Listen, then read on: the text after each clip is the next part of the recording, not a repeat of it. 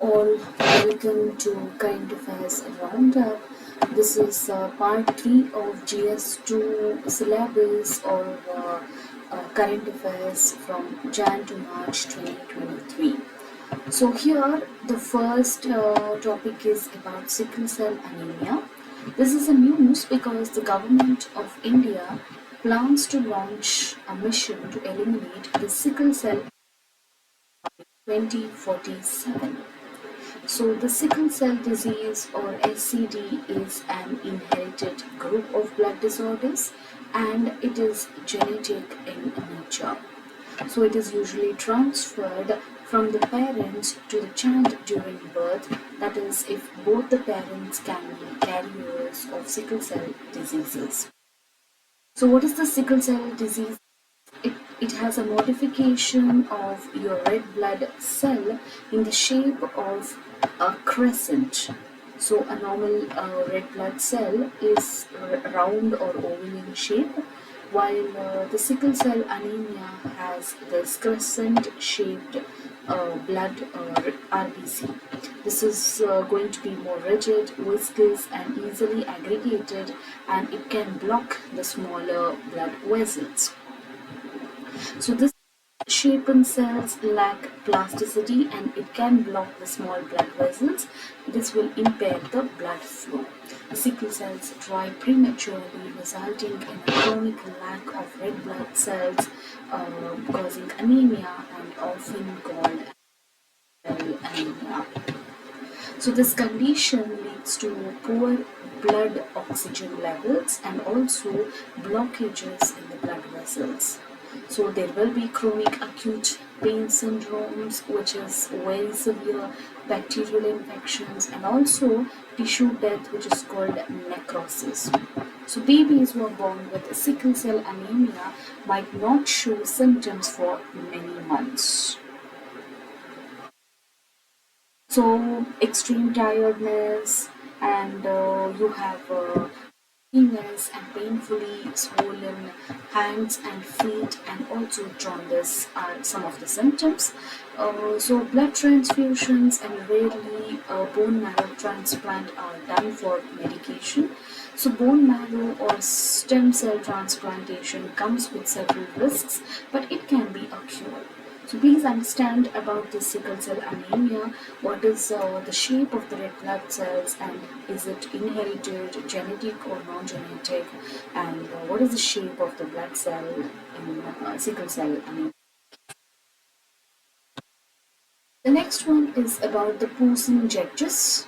This was in news because the recommendation for the appointment of the Supreme Court judges, the Collegium said it had taken into consideration the seniority of the Chief Justice and senior Poisson judges. The French origin word Poisson means a later born or younger. So Poisson most always used in the context of the judges, and essentially it denotes the seniority of a rank. The term Poisson judge is used in common law countries. Please remember the common law countries to refer to judges who are ranked lower in seniority except the Chief Justice of that court. So it's a French word and it is called Poisson. Okay?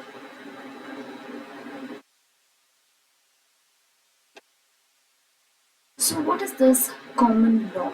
The common law is the body of law that is created by judges through their written opinions rather than through statutes or constitutions or statutory law. So the United Kingdom and the Commonwealth countries, which includes India, are the common law countries. So in the United Kingdom, Poisson judges are the judges other than those distinct titles. In India, all judges are the same judicial powers. Judge of a court, the Chief Justice has an additional administrative role. So in India, there is a reference to a Poisson judge only while considering the order of seniority for appointments, elevations to high courts, etc., and it does not have a bearing on the exercise of a judge's judicial power. So this is about the Pusan judges, and please understand what is this common law country. It is UK and Commonwealth countries, including India, are common law countries. So common law countries are having a body. It is written or created by the judges through their written opinions rather than through the statutes or the constitutions. The next one is about the death penalty in India, and it was in news because the annual death penalty report of 2022 says the trial courts awarded 165 death penalties in 2022, which is the most since 2000. So the annual death penalty report 2022 was released by Project 39A, a group from the National Law University of New Delhi. So in 2022, 165 death sentences were imposed by trial courts, which is the highest in a single year. So as on 31st December 2022, 539 prisoners were living on death row, which is the largest death row population since 2004. The death penalty in Ahmedabad single bomb blast case is the largest number of persons sentenced to death in a single case since 2016. So the cases of sexual violence constituting over half of the total death sentences imposed by the trial courts in 2022. Executions in India, that is 1,303 death sentences were handed out between 2004 and 2013 according to the National Crime Report Bureau, and 3 convicts eventually executed in this period. So 3,752 of 51 death sentences commuted to life imprisonment during this period, and 1,400 executed between 1953 to 63 according to the 35th Law Commission report released in 1967. So 2007, the year that saw the highest number of death sentences awarded, followed by 164 in 2005. So 98 countries have abolished the death sentence according to the UN report. In 2007, the United Nations General Assembly adopted a resolution towards the abolition of capital punishment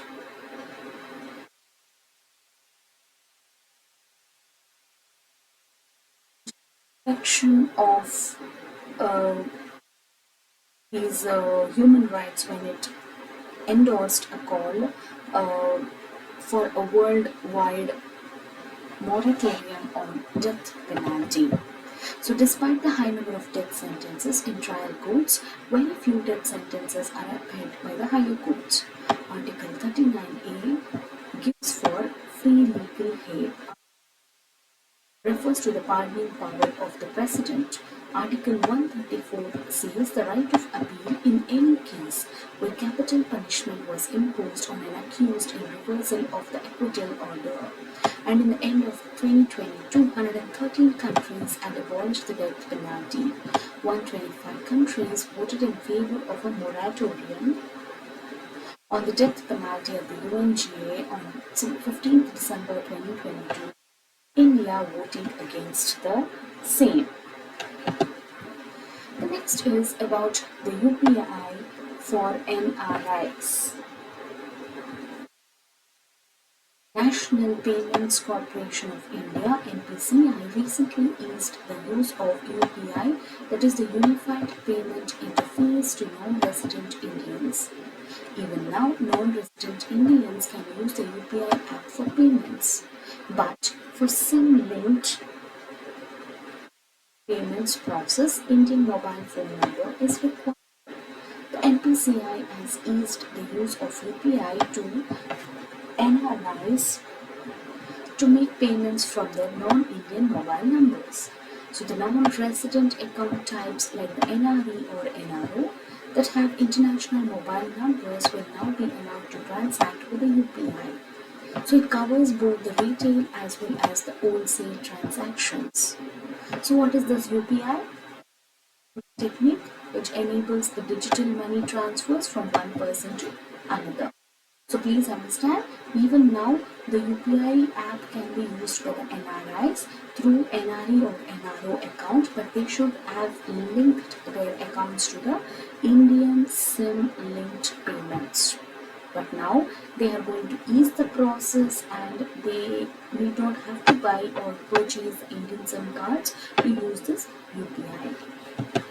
So in order to access the UPI from the international mobile number, the user will need an NRO or NRE. NRO is non-resident ordinary, NRE is non-resident external account. So the user should first link the mobile number with,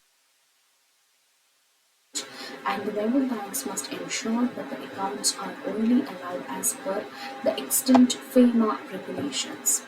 The onus of adherence to the guidelines or instructions issued by the RBI from time to time will rest with the respective banks.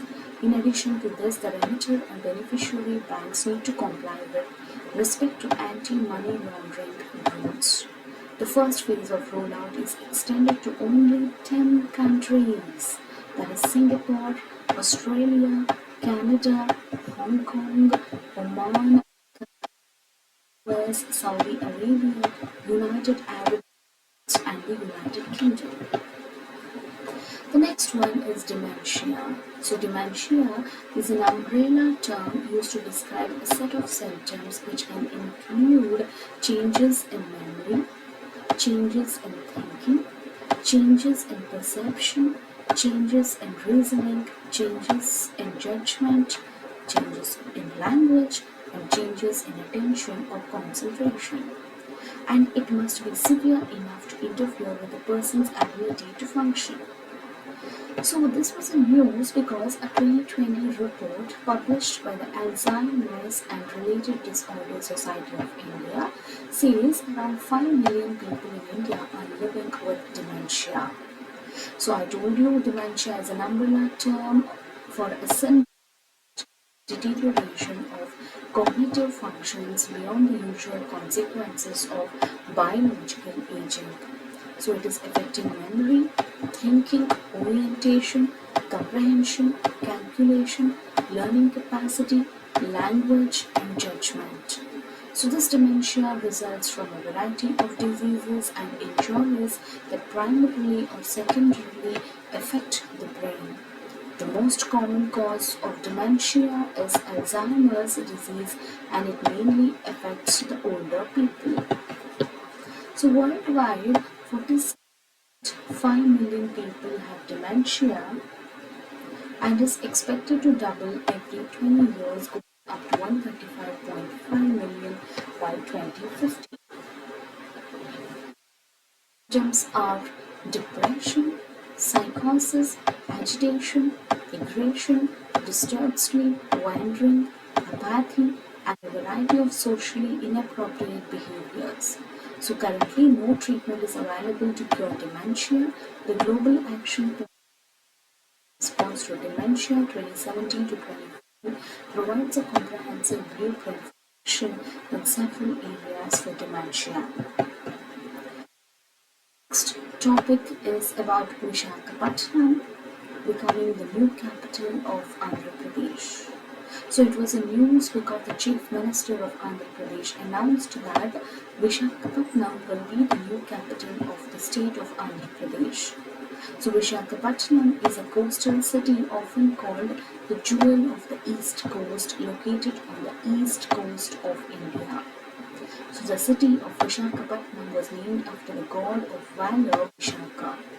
The port city hosts one of the major ports in India and is also home to the Eastern Naval Command of the Indian Navy.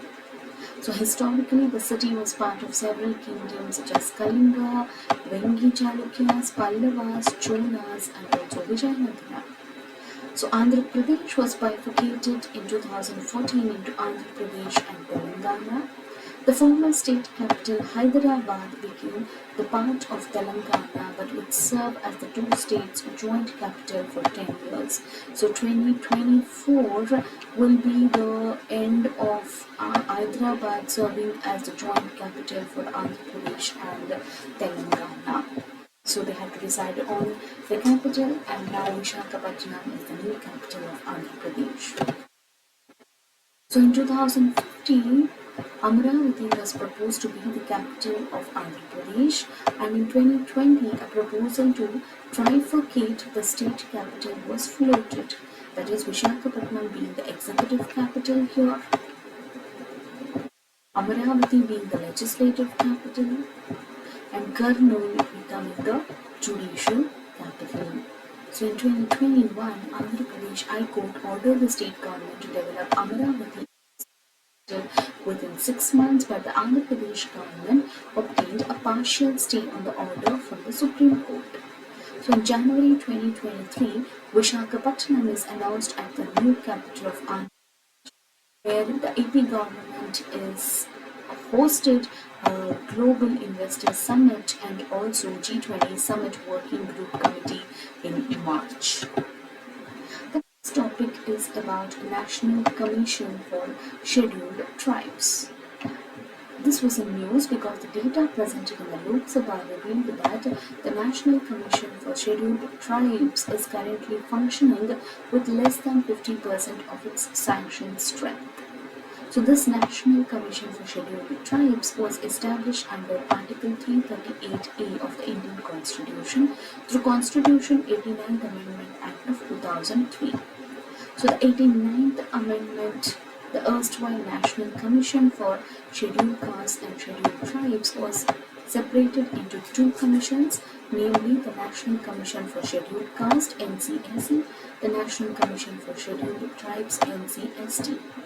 So, National Commission for Scheduled Tribes has its headquarters at Delhi and 6 regional offices. So, what are its composition? It consists of a chairperson, a vice chairperson, and 3 members who are appointed by the president by warrant under S&C. It's provide for ST panel to have 2 among VC and be from the ST community. So the chairperson has the rank of Union Cabinet Minister and the vice chairperson has rank of secretary to the government. They have a tenure and conditions and services described by the President, and the National Commission for Scheduled Tribes annually submits its report to the President, and the National Commission for Scheduled Tribes is vested with the powers of a civil code for investigation and inquiry. Next topic is about the National Centre for Good Governance, and it was because the 5th capacity building program for the civil servants of Jammu and Kashmir started with the National Centre for Good Governance in its Mussoorie campus. So the centre has imparted training to a large number of civil servants from Bangladesh, Kenya, Tanzania, Tunisia, Gambia, Maldives, Sri Lanka, Afghanistan, which has been very useful to them. So the National Centre for Good Governance (NCGG) was set up in 2014 by the Government of India. It is an apex level autonomous institution under the Ministry of Personnel, Public Grievances and Pensions. Traces its origin to the National Institute of Administrative Research, which was set up in 1995 by Labasna. NIAR, or the National Institute of Administrative Research, was subsequently rechristened and subsumed into the National Centre for Good Governance. It deals with a gamut of governance issues from local, state to national levels across all the sectors, and it works as a premier think tank. The centre is mandated to work in the areas of governance and policy reforms. They provide capacity building and training of civil servants and technocrats of India and other developing countries. The program is highly sought after and in recent times. Next is the trilateral initiative between India, UAE and France. So these three have announced an ambitious roadmap for the cooperation in defense, energy and technology under the trilateral framework. The Initiator follows the first meeting of the foreign ministers of India, France and UAE on the margins of the UN General Assembly in New York in 2020. Expand the cooperation between the development agencies of the three countries sustainable projects.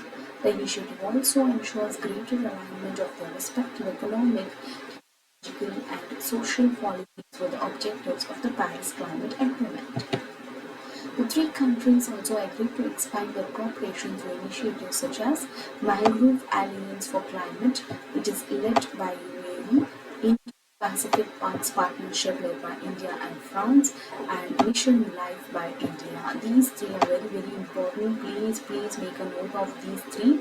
And these countries will explore the possibility of working in the Indian Ocean Rim Association. Next is about expansion. So it was in news because the portions of Congress leader Rahul Gandhi's speech which he delivered in the Lok Sabha have been expunged from the records of the parliament by the office of the speaker. So what is this expunction? It is a removal of certain words, sentences or portions of a speech from the records of parliament by the office of the speaker. Only speaker can order for this expunction. So it is a fairly routine procedure in the parliament and is carried out in accordance with the laid down rules.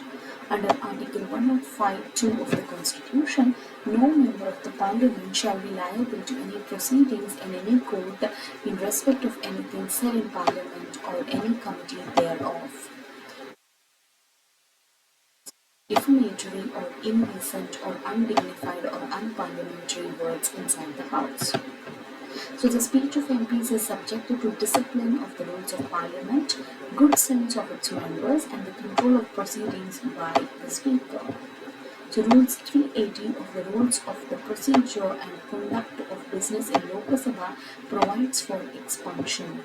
So the presiding officer of the House, that is speaker in the Lok Sabha under Rule 380 has the discretion to expunge the word or usage. The presiding officer decides on which parts of the proceedings are to be expunged.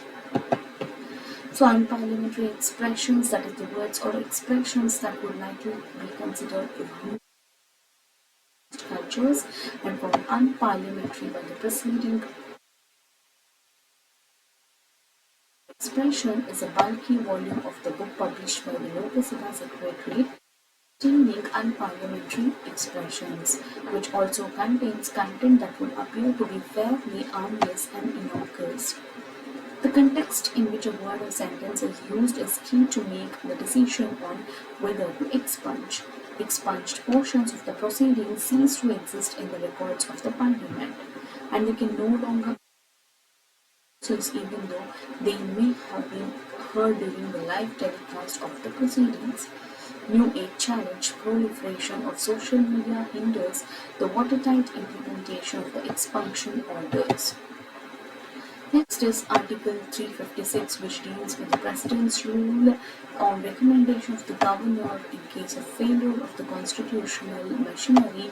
They can impose President's rule if a state legislature is unable to function according to the constitutional provisions. Then President's rule is invoked, and the executive authority which it is going to exercise through the centrally is Governor.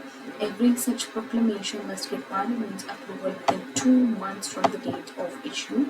And Article 356 of the Constitution of the President's rule. So the duration is 6 months and the maximum is 3 years by approval of Parliament after every 6 months. And the termination is done by the President any time he or she deems fit does not need Parliament's approval. Please remember it, for the termination they don't need the approval. The 44th Constitutional Amendment Act of 1978 states that the President's rule can't be imposed in any state beyond 1 year unless of national energy is in operation. Election Commission certifies that the continuance of the President's rule is necessary to hold the assembly elections, either in the time of emergency or elections, they impose this over 1 year. So Article 356 of the Indian Constitution intended to impose the President's rule in a state under extraordinary circumstances, but central governments repeatedly used the provision to settle the political scores. So Article 356 provides for the provisions in case of failure of the constitutional machinery in the state. It empowers the President to withdraw to the Union the executive and the legislative powers of any state. The President imposes Article 356 only if he or she is satisfied that a situation has arisen in which the government of the state cannot be carried on in accordance with the provisions of the Constitution. So the President determines whether the constitutional machinery has broken down by suo motu or upon receipt. The President's rule in a state can be imposed for 6 months, and every 6 months parliamentary approval to impose President's rule will be required again, and the President can revoke at any time with a subsequent proclamation. So the origin was inspired by Section 93 of the Government of India Act 1935. You should know this case of S.R. Bommai because in 1989 the centre dismissed the S.R. Bommai government in Karnataka. So in this landmark judgment, that case, the Supreme Court discussed the provisions of Article 356 at length, and the 9-judge bench in its decision in 1994 noted specific instances when President's rule can be imposed and when it cannot. The invocation, the court held that Article 356 can be invoked in situations when there is a physical breakdown of the government or there is hung assembly. Cannot invoke by arbitrary usage of Article 356. The court held that Article 356 cannot be invoked without giving the state government a chance to either prove its majority in the House or without instances of a violent breakdown of the constitutional machinery. The President ruled subjected to judicial review. Please remember this, it is subjected to judicial. Chhattisgarh and Telangana are the only states in India that never had President's rule. Please remember these two. Section 69A of Information Technology Act. This was in news because the Ministry of Electronics and Information Technology (MeitY) blocked 200 online platforms under Section 69A of the Information Technology Act of 2000. So Section 69 of the IT Act allows the government to issue blocking orders to online intermediaries. The online intermediaries include internet service providers, telecom service providers, web hosting services, search engines, online marketplaces, etc. So the information or content being blocked to be deemed a threat to India's national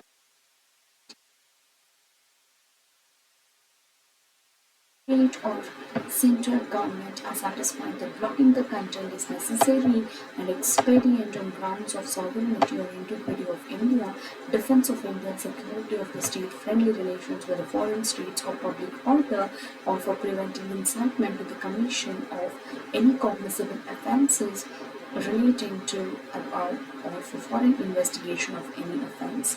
It may for reasons to be recorded in writing direct any agency to intercept, monitor or decrypt or cause to be intercepted or monitored or decrypted any information generated, transmitted, received or stored in any computer resource.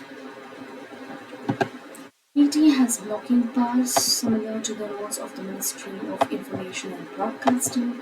It derives the blocking powers from IT Act of 2009, the Information Technology Procedure and Safeguards for Blocking for Access of Information by Public Rules 2009 or the IT Rules 2009 explains the process to issue such orders. The IT rules include provisions such as review committees, opportunity for a fair hearing, strict confidentiality and maintenance of records by the designated officers. The blocking is told that the central government is satisfied that it is necessary to do so. The reasons have to be recorded in writing in such blocking order so that they may be assailed in writ petition under the Article 226 of the Constitution. Following cross-border tensions with China, the BT banned 59 apps on June 29, including TikTok, Share It, etc. The government also banned 118 apps including PUBG, followed by another ban on in 2020. So in a landmark 2015 ruling, the Supreme Court in Singhal vs Union of India struck down Section 66A of the Information Technology Act of 2000, which entailed punishment for sending offensive messages through communication services, etc. Says or speaks about powers privileges of MPs. In a letter to the Rajya Sabha chairman, the leader of opposition in the Rajya Sabha cited Article 105 of the Constitution that deals with the privileges and powers of the parliamentarians. So the members of parliament enjoy two types of privileges in the parliament. One is collective and the other one is individual. Article Constitution deals with the powers, privileges, etc. of the Houses of Parliament and of the members and committees. It has 4 clauses. The freedom of speech in Parliament is subject to Article 121 and of the House. This immunity extends to certain non-members as well, such as the Attorney General for India, minister who may not be a member but speaks in the House.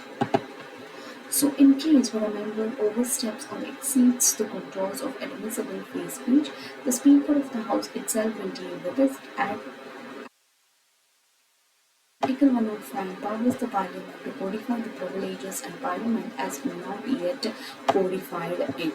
This Government of India Act 1935 first brought this provision to India with reference to powers and privileges enjoyed by the House of Commons in Britain. There are some restrictions like Article 121 of the Constitution, which prohibits any discussion in Parliament regarding the conduct of any judge of Supreme Court or High Court in the discharge of his duties. The next is about the Prohibition of Child Marriage Act of 2006. So who is a child? While most laws fix 18 as the age when one ceases to be a child, there are exceptions. The majority of Act 1875 sets the age of majority at 18. 61st Constitutional Amendment Acts fix the minimum voting age at 18. POCSO Act 2012 and Juvenile Justice Act define a child as someone under the age of 18. Right to Education Act says a child is someone between the ages of 6 and 14. The Child Labour Amendment Act of 2016 says a child is someone under the age of 14 and an adolescent is aged between 14 and 18. So this was a news because more than 2,000 people have been arrested under the POCSO Act and Prohibition of Child Marriage Act in Assam. So the Prohibition of Child Marriage Act in 2006 was enacted to bring down child marriage and protection to minors from marriage. So the Act stipulates 18 years as the minimum marriageable age for women, while for men it is 21 years. Under the Act, child marriages are illegal but not void. So they are voidable at the option of the minor party, and in the scenario that the minor options the court to declare void. So rigorous punishment which may extend up to 2 years or with fine which may extend to 1 lakh rupees or with both. Punishment also extends to anyone who performs, conducts, directs or abets any child marriage. It includes rigorous punishment of up to 2 years and a fine which may extend to 1 lakh rupees unless proven that he had reasons to believe that the marriage was not a child marriage. At the time of India's independence, the minimum marriageable age stood at 15 years for females and 18 years for men. In 1978, the government increased it to 18 for girls and 21 for men. In 2021, Amendment Bill seeks to raise the age of legal marriage of women from 18 to 21. The Jaya Jaitley Committee submitted a report stating that the marriageable age for women should be increased from 18 to 21 years of age in light of factors such as reproductive health, education, etc. The next is about the India ASEAN Digital Work Plan of 2023. So you can see in the picture the ASEAN groupings: Laos, Vietnam, Cambodia, Malaysia, Singapore, Philippines, Brunei, and Indonesia. So the India ASEAN Digital Work Plan 2023 has been approved at the third ASEAN Digital Ministers meeting held virtually. The ASEAN Digital Ministers meeting was held under the theme Strategy towards a sustainable digital future, and they discussed on strengthening India-ASEAN relations in the field of information and communication technologies. The ministers approved the India-ASEAN Digital Work Plan of 2023, and it includes the capacity building and knowledge sharing in emerging areas in the field of information and communication technologies. So few of them are artificial intelligence and cybersecurity, application of Internet of Things and artificial intelligence in next generation smart city and society 5.0, sustainable data and transport network for the future, 5G technologies for instrument of things and future trends, role of ICT in implementation of digital health, security, protection and assessment for the future network. So the ongoing and proposed projects in ICTs will strengthen collaboration between India and ASEAN by leveraging complementary strengths of each other. Next is about the BIMARU states. So in a recent event, Prime Minister Narendra Modi has recalled the tag of BIMARU. So BIMARU refers to the state of Bihar, Madhya Pradesh, Rajasthan and Uttar Pradesh. Thus, usage of BIMARU was used to imply that they have lagged in terms of economic growth, healthcare. BIMARU means sick in Hindi. At times, Odisha is also included in the grouping such as Bhimarao, although Odisha is not a big state in terms of population. These states enjoy a major role in population growth in India.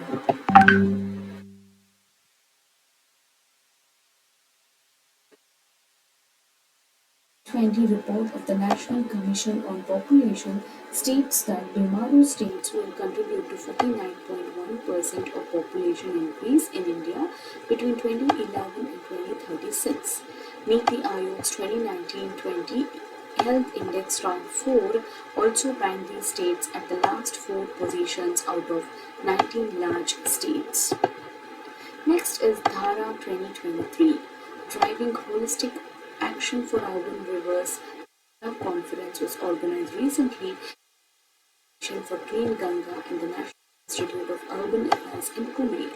So Dhara is the annual meeting of the members of the River Cities Alliances and provides a platform to co-learn and discuss solutions for managing local water resources.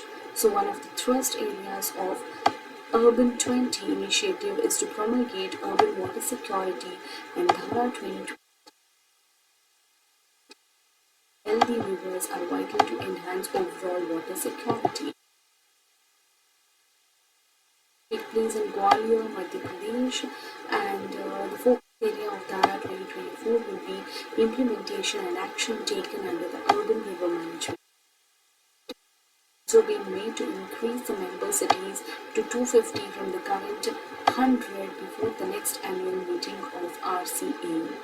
The River Cities Alliances is a collaborated effort of National Mission for Clean Ganga, Institute for Urban Affairs, launched by the Ministry of Jal Shakti along with Ministry of Housing and Urban Affairs.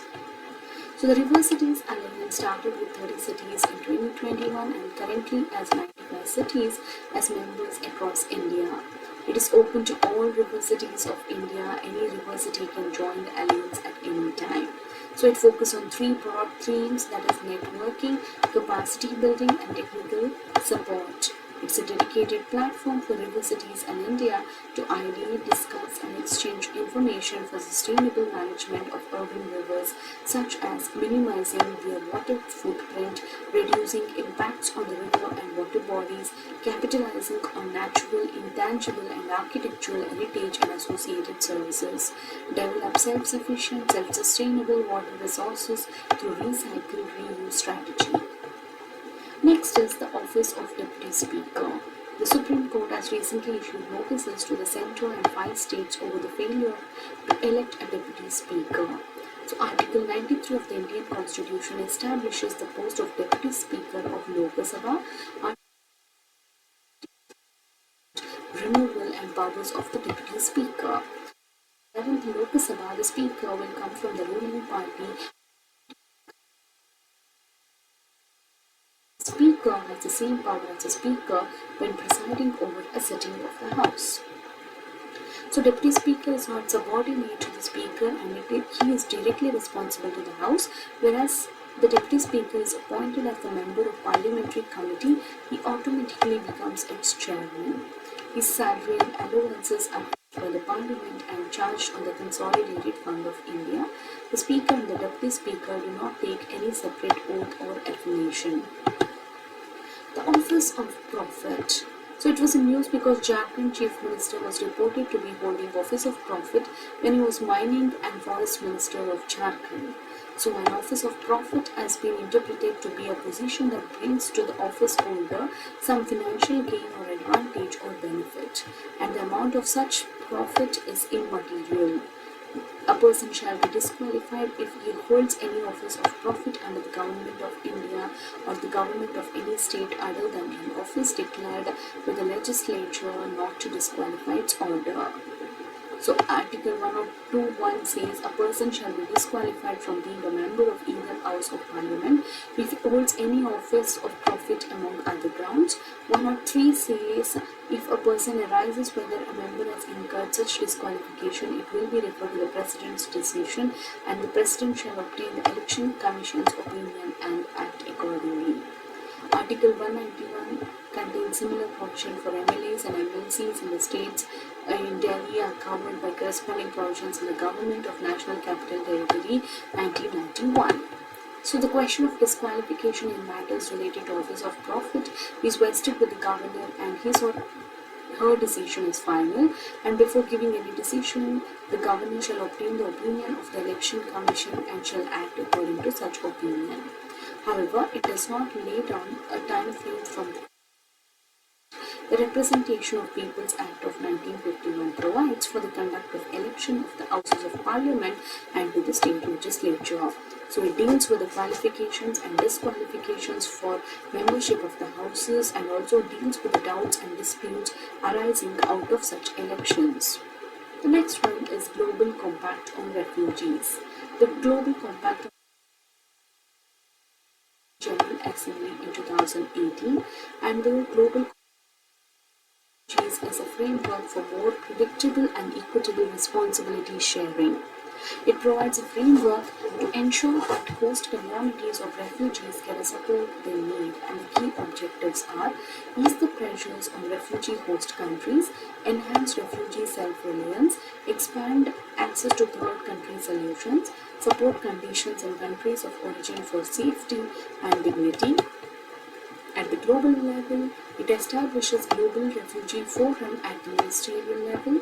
It brings international community together every 4 years on the challenge that refugee and host countries face, broaden the stakeholders' engagement and review the collective progress. The first Global Refugee Forum took place in the year 2019 and World Refugee Day was celebrated every year on June 20.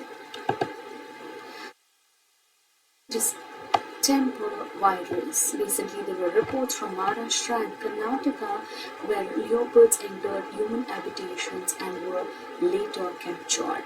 So, can a distemper virus suggest the cause for this human-animal conflict? It makes these big cats less fearful of humans, also known as canine morbility. Single-stranded RNA virus. It's a viral disease which infects the gastrointestinal, respiratory, and central nervous system. So dogs who have not been vaccinated for canine distemper are the most at risk. So predation of CDV affected dogs is the major route of getting the infectious virus. So thank you, and we'll continue in the next part for the GS2 syllabus.